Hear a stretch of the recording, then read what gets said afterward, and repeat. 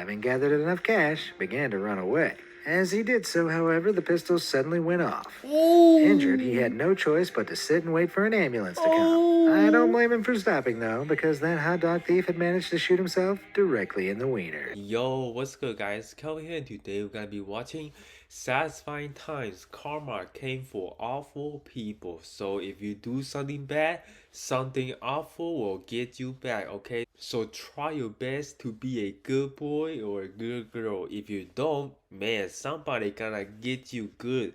Who gonna get you good? Karma. Hopefully you guys can get this video an early thumbs up. Really help out the channel. And yeah, let's get right in with the show. Sometimes in life it feels like the worst people get away with their misdeeds scot-free. But that's not always true. In fact, I can prove to you that every now and then, the universe serves up heaping portions of justice perfectly suited to the worst people. So stay tuned and get your fixings of super satisfying times. Karma came for awful people. Wow, I love the animation. It's so amazing. Dashcam Doofus. In 2018, a Florida man's attempt to clear his name in the eyes of the law had the opposite effect. After he was involved in a car crash, Xavier Moran sent his dashcam footage into the police to prove the other car had cut him off, causing the accident. However, on reviewing the files, the sheriff's deputy found some even juicier footage the dashcam had captured earlier. The footage showed Moran breaking into a beauty store and burglarizing the place. He'd had no idea the camera had been rolling, but that didn't matter. Thanks to his self-submitted evidence, he pinned himself to a totally unrelated crime. Here is a fun fact, right? When you try to rob a convenience store or a gas station store, the most you're gonna get is about $800 to $1,000 cash, okay? They not gonna keep a lot of cash in the drawer. And then what if you got caught? When you get caught, that's like looking at, that is like around maybe 5 to 10 years of jail time. So do you think it's worth $1,000 for a 5 years of jail time? Definitely not, okay? Mugshot madness. At the start of 2018, the founders of Mugshots.com were living it up on the profits of their business. Their company based itself around downloading mugshots of people from police websites before the police permanently deleted the images. They'd then upload the mugshots to Mugshots.com and turn them into cash. How? Well, having your mugshot online can make things like finding employment pretty tricky. So the people whose photos were featured on Mugshots.com would be forced to pay high fees for the website to remove the pics. This worked well for the founders for a while, until the authorities clocked onto the scheme, which was, of course, extortion. The founders were arrested, and in a delightfully suitable turn of events, their mugshots were posted and shared online for all to see. But here's the thing, right? Does the employer knows the website? I mean, I never heard of the website before. How does the employer know about the website? You know, they have to really dig deep to find the persons and the picture, right? So technically, you don't really have to worry about it. You know what I'm saying? Satisfying things are short path of impatience. One of the most satisfying things a driver can experience is seeing an overly impatient motorist get their comeuppance. That satisfaction was undoubtedly savored by the dashcam owner in this clip, which shows a couple of self-serving motorists take a shortcut up the wrong side of the road. Their attempts to skip the traffic don't get them far, though, as they're soon seen backing it up. What's going on? What follows is a comically long stream of motorcycle-riding police officers who look none too happy with the traffic jumpers. All aboard the Karma Convoy. Wow, that was hilarious. I didn't expect that at all. He literally probably had to drive 30 minutes. Like his neck turning backwards. I bet his neck is like super tired and super stiff after that, you know? And if you look at it closely, he also drives a Mercedes-Benz. Man, rich people, some rich people, they're just so entitled. Oh, they think like, oh, I own the road, you know, so I'm gonna do whatever I want. Nope, that is not how the law works, okay? You gotta follow the traffic law no matter what. Puck luck. This next story comes from Reddit user Arnoldbog, who unintentionally delivered a dose of karma to his sister on a childhood trip to Montreal. Having bought a hockey puck as a souvenir, Arnoldbog was understandably annoyed to find his sister had hidden it somewhere in their hotel room to tease him. Without the patience for diplomatic inquiries, he burst into a fit of rage and whacked his sister around the head with a pillow to get some answers. Holy He crap. got the answers he needed, and his sister got some nasty bruises. Because where had she hidden the puck? Inside the pillowcase. Oh god, that is so bad. I mean, that thing is made of plastic, so it's basically like a rock inside the pillowcase.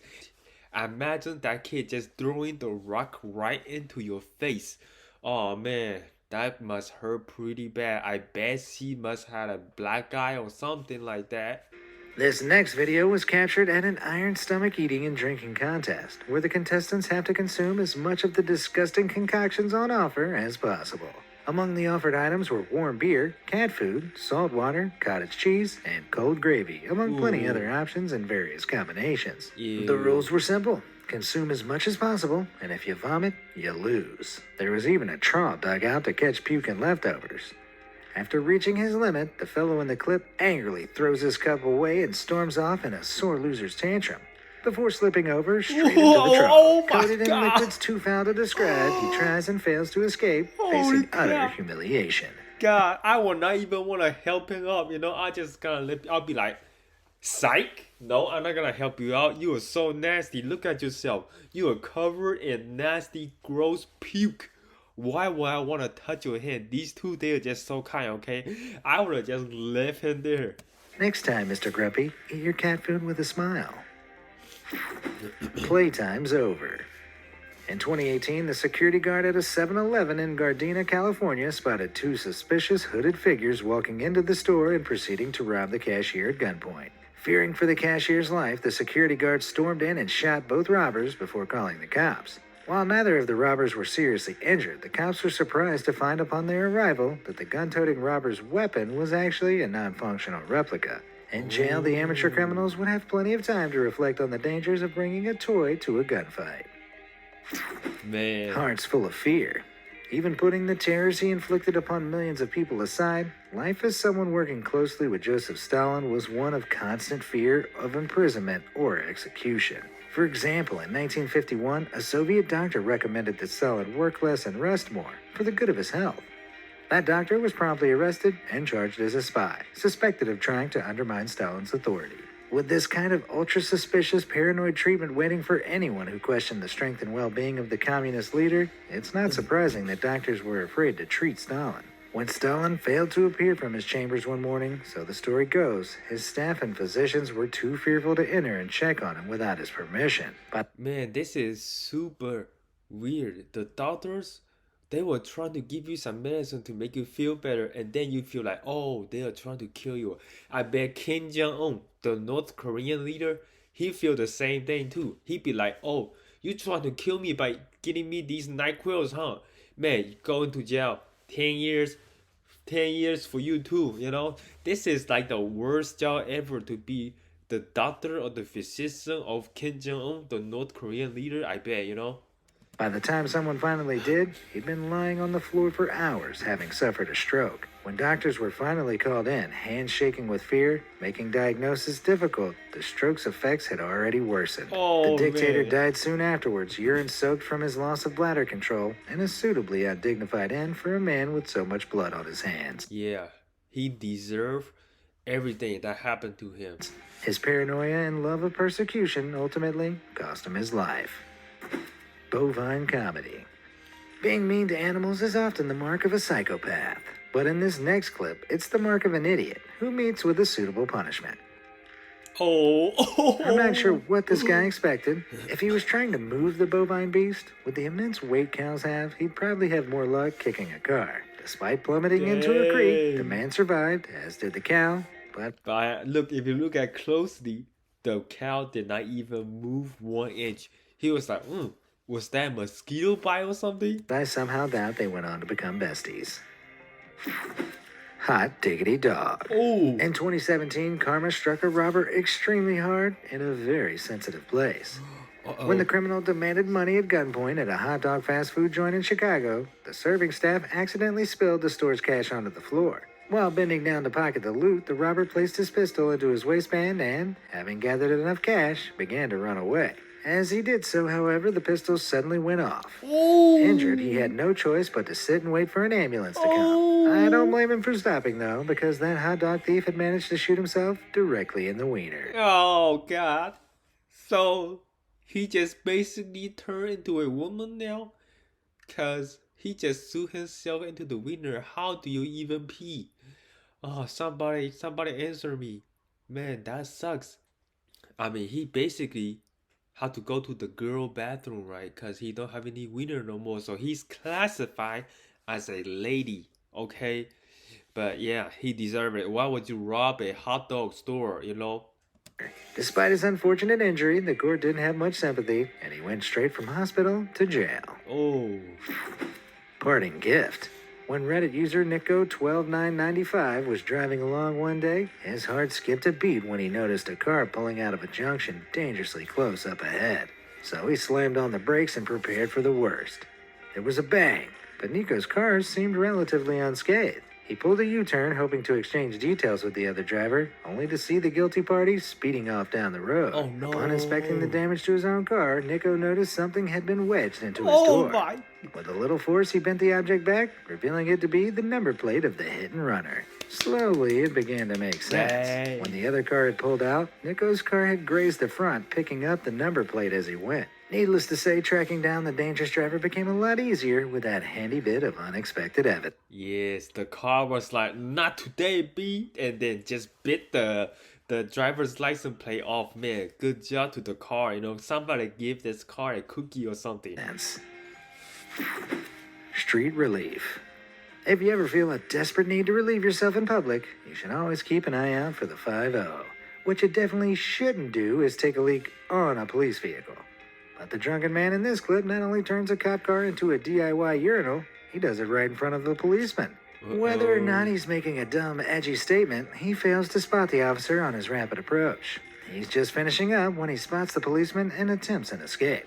It goes just about as well as you'd expect. Hopefully a night in a cell will teach him that making a quick getaway kinda depends on you not being too drunk to run. Yeah, I bet he didn't even finish peeing, okay? He was like, hold on, please, officer, I have not finished peeing, okay? He is still going, okay?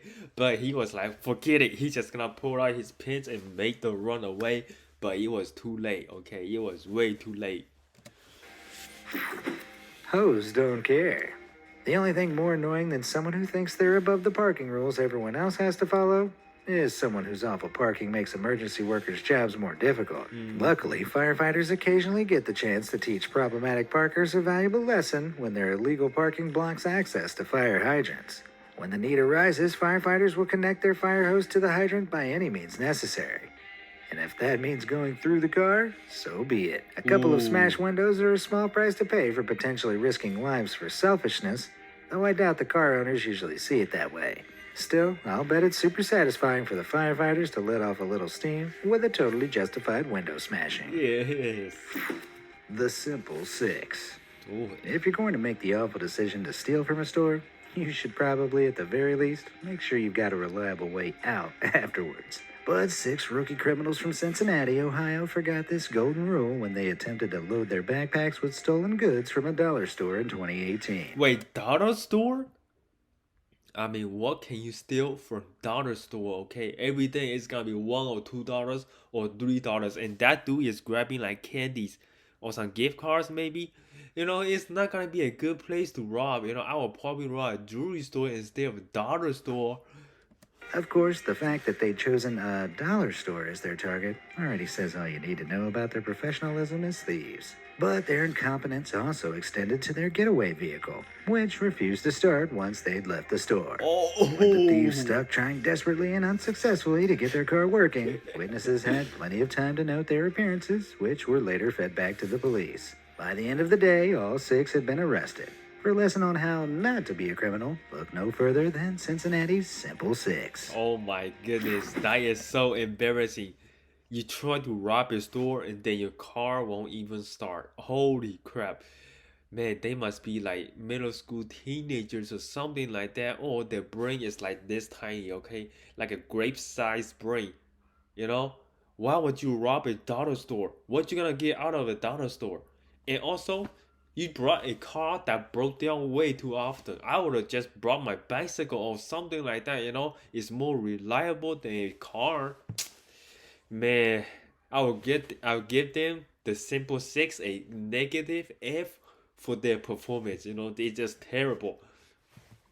Corona Party. In March 2020, when lockdown measures were being introduced to slow the spread of COVID-19, one group of friends attempted to prove that all the fuss was nonsense. Believing the virus posed no real risk, these brain cell deficient buddies from Kentucky decided to throw a coronavirus party in defiance of self-isolation recommendations. With no regard for social distancing, the group partied the day away. But little did they know, karma was lurking on the horizon. A few days after the party, news reports emerged that proved their arrogant ideas wrong in the most spectacular way. It turned out at least one of the party's attendees had contracted coronavirus.